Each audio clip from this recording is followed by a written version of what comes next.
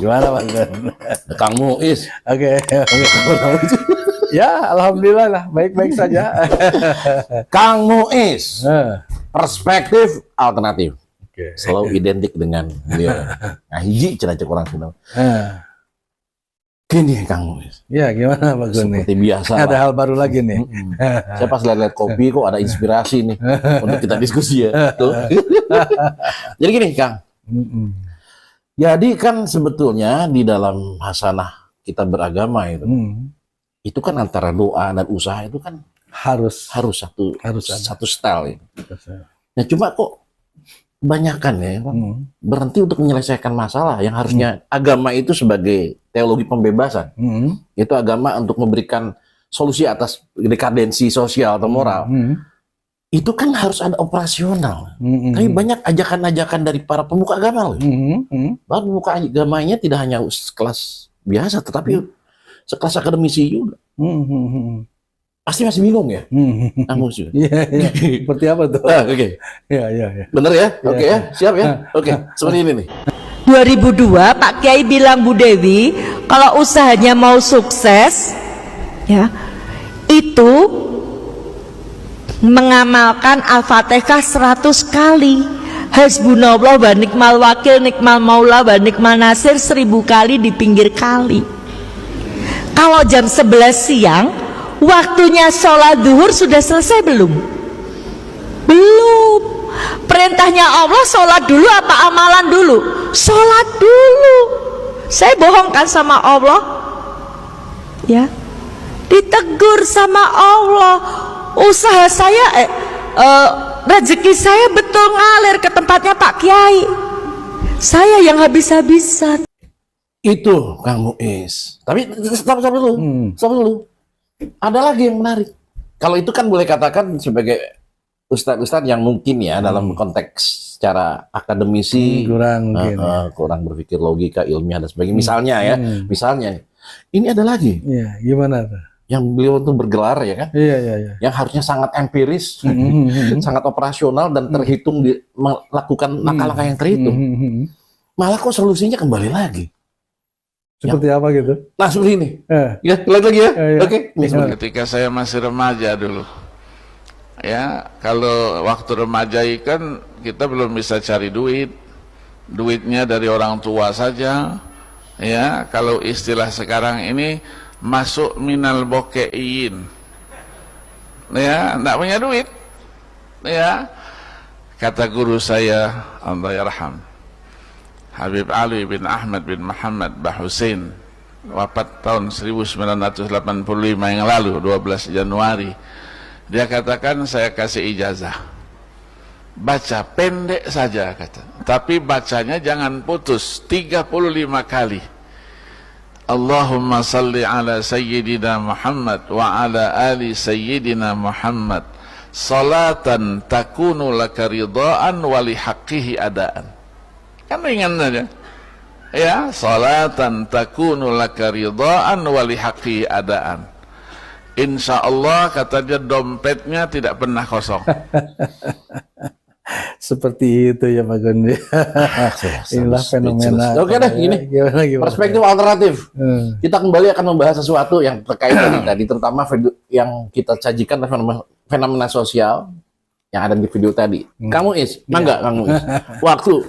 Ya itulah ya. Dipersilakan. Ya, fenomena-fenomena yang memprihatinkan dan membawa umat Islam itu bukan pada kemajuan ya, tapi justru membawa pada kemunduran atau mungkin ya stagnan lah ya. Saya juga heran ya Pak Kun ya. Saya melihat ya dalam perkembangan umat Islam khususnya di Indonesia itu kita kan membutuhkan ya orang-orang yang mungkin maju dalam berpikirnya ya, supaya bisa mencerahkan ya kan, maju dalam keilmuannya ya, supaya bisa menuntun yang ke arah lebih baik lagi ya. Tapi saya melihat begini ya Pak Dr. Kun. Gimana? Banyak orang yang belajar sampai keluar negeri gitu loh. Terus? Meningkatkan kualitas keilmuannya. Tapi ketika datang ke Indonesia, ya kan, tidak membawa perubahan.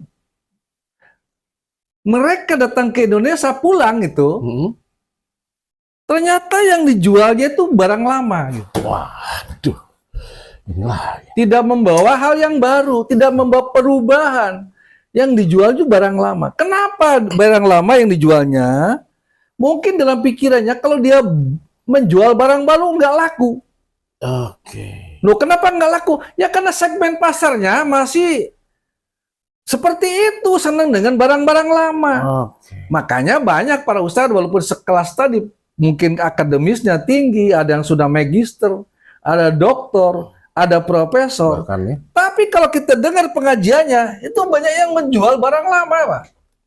Bukan barang baru. Dan barang lama itu cenderung ke, ya tadi Pak, hal-hal yang bersifat ya tidak melibatkan akal sehat gitu loh. Jadi percuma dong gelar-gelar yang diraihnya selama Itu saya perhatiin kan. Mubazir. Mubadir, saya prihatin gitu ya. Mestinya sampai ke luar negeri gitu loh ya. Belajar ya, datang ke Indonesia mestinya membawa perubahan gitu, membawa pikiran-pikiran baru yang bisa lebih mencerahkan, yang bisa lebih menuntun umat ke arah kemajuan. Tapi ternyata kalau kita lihat di video, Mubazir.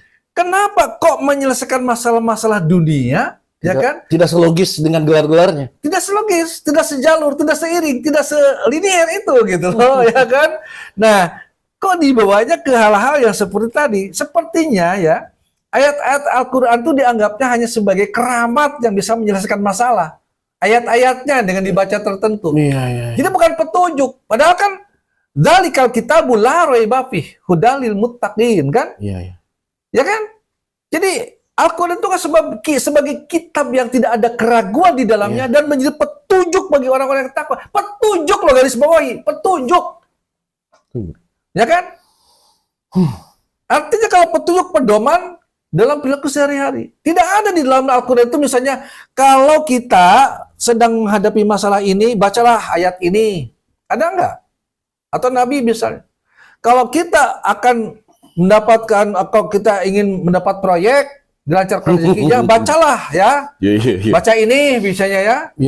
Ya, 8 ini, sekian ribu, ya kan? Sekian ratus, tanpa bernapas gitu kan. Ya sampai ada yang begitu, Pak. Ya. Kalau begitu mah besok mau berhenti kerja aja, Pak. Ya, gampang. Mau istighfar aja 1000 kali. Istighfar 1000 kali. Behind the scene aja sampai turun tangan. Iya, ya. Ya, jadi hal-hal seperti ini kan bagaimana ya umat ini bisa dibawa kepada sebuah kemajuan, ya kan? Kita lihat ya. Di mana hubungannya ya baca ini dengan ini. Emangnya Allah itu zat yang seperti apa? Memang Rahman Rahim, tapi bukan dalam seperti itu. Karena begini ya Pak Gun ya. Gimana? Jadi sebenarnya Ya udah, pasrah ya. kehidupan manusia itu fakta ini kita pasrah untuk ya. Jadi kehidupan manusia itu ditentukan oleh 2 hal. Apa aja, Pak? Yang pertama adalah ditentukan oleh sebagai orang beriman ya. Oh iya, tentunya gitu. Oleh iradah Allah, ketentuan Allah.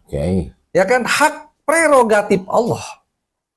Kita tidak bisa menolak dan kita tidak bisa meminta kalau itu sudah menjadi prerogatif Allah, kalau itu sudah menjadi ketentuan Allah. Itu yang pertama, ya kan? Tetapi walaupun Allah memiliki hak prerogatif, ternyata Allah juga telah memberikan atau pendelegasian penyelesaian masalah itu ya kepada hambanya, kepada manusia. Karena Allah juga telah menitipkan akal pada manusia yang tidak diberikan kepada makhluk lain. Jangan dimubazirkan. Jangan dimubazirkan. Jangan sampai ada begini Pak nih. Gimana? Di Perancis ada pameran otak. Oh gitu, menarik. Ya kan? Ada otak Amerika, otak Italia, otak Perancis, ya kan? Dan otak Indonesia. Otak Jepang. Dan otak Indonesia. Ikutan. Indonesia dipamerkan juga. Bangga saya, Pak. Ikut bangga, Pak. Tapi yang menjadi rebutan banyak orang, ternyata otak orang Indonesia. Hebat Indonesia gitu loh ya. Diperebutkan. Kenapa? Karena masih original. Belum dipakai. Belum dipakai. Nggak jadi bangganya ya. Kamu medis. Iya, ini masih original, belum Padahal dipakai, banyak- terutama umat Islam. Banyak akademisi di situ. Banyak akademis, Banyak intelektual yang ngakunya. ngakunya, tapi otaknya belum banyak dipakai. Oke, sebabnya apa sih? Ya, mungkin karena tadi ya doktrin-doktrin dogmatis yang terlalu melekat ya. Dididik ilmiah, tapi Tapi cara doktrin menyelesaikan masalahnya. dogmatisnya malah lebih kuat gitu. Jadi begini Pak, masalahnya ini ya, Oh iya, sorry, ada sorry, ada sorry, sesuatu sorry. yang seharusnya dirubah dalam paradigma berpikir Apa itu, agama Pak? Perspektif alternatif itu harus memberikan solusi. Begini, maaf ya, Oh iya, nggak apa-apa. Tak maafin. pemirsa boleh setuju atau tidak, tapi boleh direnungkan apakah kata-kata saya benar atau tidak. Oke. Jadi umat Islam itu mungkin hampir di atas 50% memecahkan masalah hidup ini dengan literatur masa lalu. Maksudnya? Ya seakan-akan kebenaran itu milik masa lalu dan terus digunakan, padahal persoalan kita sudah berbeda dengan Tidak- masa lalu. Tidak kontekstual. Sudah tidak kontekstual. Ya kan? Dan inilah banyak ya mensikapi, menanggapi, merespon peristiwa-peristiwa itu dengan kebenaran masa lalu, seakan-akan kebenaran masa kini itu ya kan Ya. tidak ada artinya dan lebih berarti kebenaran masa lalu. Padahal orang berpikir masa lalu itu belum berkembang cara berpikirnya. Banyak yang lebih bersifat pada apa namanya filosofis atau cara berpikir yang tidak empirik, yang tidak terukur, yang hanya dugaan-dugaan, yang hanya spekulatif. Itu zaman 4 abad sebelum Masehi. Ya, jadi ada saat ketika ya doktrin-doktrin agama, Ya. terlepas agama apapun, menjadi solusi dalam menyelesaikan masalah. Itu masa lalu. Sekarang masanya ilmu pengetahuan. Tapi kenapa kok ilmu pengetahuan dipandang sebelah mata? Padahal ilmu pengetahuan dari Allah juga lewat akal yang terus berkembang. Namanya kauniyah ya. Iya, ya. Jadi ini persoalannya ya. Nah, ini kan apa itu yang Allah menitipkan akal pada manusia sehingga Allah mendelegasikan persoalan hidupnya pada manusia? Ayatnya jelas kan? Ya, ya, ya. Innallaha la yughayyiru ma biqaumin hatta yughayyiru ma bi anfusihim. Ya kan? Tidak akan berubah nasib suatu kaum kecuali kaum itu sendiri mau melakukan perubahan. Perubahan apa? Mindsetnya, cara Mindset, berpikirnya. Mindset ini, cara berpikir ini yang dirubah. Ketika pikirannya itu masih diisi oleh masa lalu, masa di depan mata atau persoalan di depan mata tidak akan bisa diatasi. Aduh, saya sampai begitu. Betul kan? Iya kan? Ini perubahan ini yang tidak berjalan di kalangan umat Islam. itu Perubahan ini yang tidak berjalan. itu Pak. gunanya perguruan tinggi itu apa, Pak? Ya seharusnya perguruan tinggi itulah memfokuskan akal pragmatis dalam menyelesaikan masalah. Ingat, pragmatis itu bukan sesuatu negatif ya. Pragmatis itu kan akal pragmatis, akal atau kemampuan intelektual dalam memecahkan masalah, mencari cara yang tepat. Inilah peran ilmu pengetahuan. Ketika ilmu pengetahuan dipandang sebelah mata, maka ya kan persoalan hidup itu tidak akan terselesaikan, maka akan dilindas. Bahkan apa namanya Iqbal itu pernah berkata, ya kan? Dari itu ya. Iqbal itu kan penyair kan, Ya, Muhammad Iqbal. jangankan berhenti berjam-jam, berhenti sejenak akan dilindas oleh perubahan. Nah, iya kan? Jangankan berhenti lama-lama, berhenti sejenak akan ditinggalkan oleh perubahan, digilas oleh perubahan. Itu Iqbal mengingatkan pada kita. Saya ngopi haru sedih dan optimis. Oke. Supaya optimis. Nah inilah ya. Ya, Jadi ya. ayat tadi itu adalah pendelegasian pada manusia Oke. untuk mau mengubah mindsetnya, untuk mau memaksimalkan fungsi akalnya, ya kan, akal pragmatismenya. Walaupun tentu saja ya kita tahu ya bahwa ini maksudnya adalah ayat tadi menunjukkan hukum kausalitas, Yes. ya kan, hukum kausalitas kan. Ya, ya, ya. Atau misalnya saja apa namanya ada lagi misalnya saja ada hukum kausalitas itu pada kata-kata apa namanya manjada wajada misalnya. Betul tidak? Itu hukum apa coba? Hukum kausalitas kan? Nah inilah yang seringkali dilupakan oleh umat. Hafal, tetapi kok hafalnya hafal apa ya? Mungkin karena tadi ya umat Islam tuh terlalu dimanjakan oleh pahala gitu loh. Dalam konteks Al-Quran baca satu ayat saja, jangankan satu ayat, satu huruf saja katanya dalam Al-Quran dapat pahala. Kok gimana? Ini kadang-kadang bingung saya. Benar kan itu? Hah? Tapi yakin kan itu? Enggak, saya nggak yakin. Enggak saya. Kenapa? Penjelasannya apa? Penjelasannya apa? Ya bagaimana kita bisa bermanfaat dengan satu ayat itu? Oke, dalam Kan perspektif kita itu bermanfaat fungsional. dalam hidup ini, Ya, ya. fungsional kan? Perspektifnya dia. Ini yang kemudian mematikan akal, seakan-akan kita dimanjakan oleh pahala. Dimanjakan oleh pahala dari hal-hal seperti itu. Kita ini adalah khalifatul fil ard yang harusnya memakmurkan bumi, mewujudkan rahmatan lil alamin. Masa bisa mewujudkan rahmatan lil alamin lewat satu huruf yang kita baca dengan pahala? Oke. Ini kan sesuatu yang menurut saya itu ajaran-ajaran yang kalau menurut saya perlu memanjakan, akhirnya lupa. Oke, jadi dengan kata lain, lakukan dulu karya Iya. yang bermanfaat, biarkan pahala dan surga itu efek samping Ya. dari itu. Jangan dibalik. Jangan dibalik. Nanam padi pasti ada teki-teki. Oh. Jangan ngarepin teki, padinya kagak ada. Oh iyalah. Oke, ini perspektif alternatif. Walaupun ya kita juga harus sadar Iya. ya bahwa di dalam hukum kausalitas itu juga ada iradah Allah. Iya. Ya kan? Oke. Di mana nanti kita nih supaya matching antara iradah Allah dengan kausalitas. Iya. Ketika kita telah berusaha maksimal dengan memanfaatkan akal yang baik, ya kan? Lalu hasilnya seperti apa? Nah, inilah karena takdir itu ada, tetapi kita tidak tahu di mana takdir kita. Jangan kemudian kita seolah-olah takdir itu sudah ada pada diri kita. Iya. Nggak boleh. Biarkan itu ada tertulis Biarlah di tertulis, Lauhul dan Mahfuz. kita tidak tahu. Kita nggak usah tahu, Nggak yang penting tahu. lanjutkan. Kita bekerja, kita maksimal, hasilnya barulah itu takdir. Barulah tahu bahwa oh yang ditulis di Lauhul Mahfuz itu Itulah takdir. setelah kita Dan lakukan. disitulah kita harus Keren ini. menerima, ya kan, dengan ikhlas apa yang telah ditentukan oleh Allah. Terima. Karena hukum kausalitas juga akhirnya bermuara pada ketentuan Allah. Tetapi jangan dibalik, ketentuan Allah dulu, baru kita bahkan mungkin lupa terhadap hukum kausalitas. Jadi ini yang seringkali terbalik atau dilupakan. Ya, jadi gini, makanya umat Islam tuh ya tertinggal sekarang itu. Ya, masa menyelesaikan masalah dengan membaca lapan-lapan tertentu. Sekarang begini, lihat. Orang Jepang, orang Korea, orang Amerika enggak apa ayat-ayat tertentu kepada maju. Ya kan?